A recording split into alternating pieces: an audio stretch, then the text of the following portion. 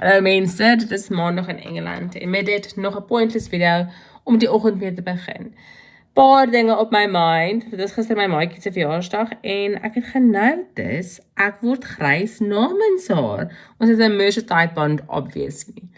Anyway, happy birthday. Ek het klaar met haar gepraat gister.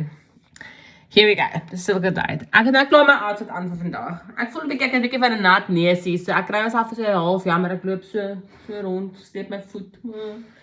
Maar wat ons doen, life goes on. Besides, dis een dag, ek sal vir 'n paar dae verkoue, so vandag is een dag wat ek minder, wat towards my gezond wees.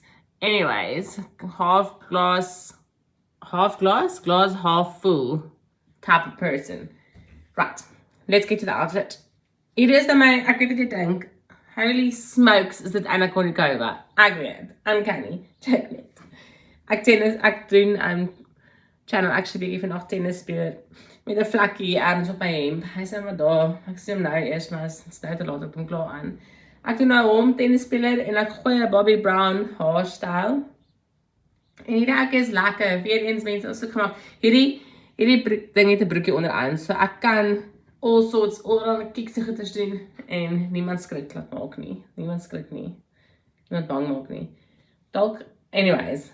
So, hierdie ouetjie gaan my, hierdie outfit, hy gaan my daar kry, hy gaan my kry om te stofsuig, en ek gaan ook nie koud kry, mens kan, as jy besig is, met swaar stofsuig en skoon te maak, is daar nie tyd om koud te kry nie. Dit is koud buite, en dit het heavy gereën, die son skyn, hy is vandag actually uit, maar dit is koud, guys, don't be fooled.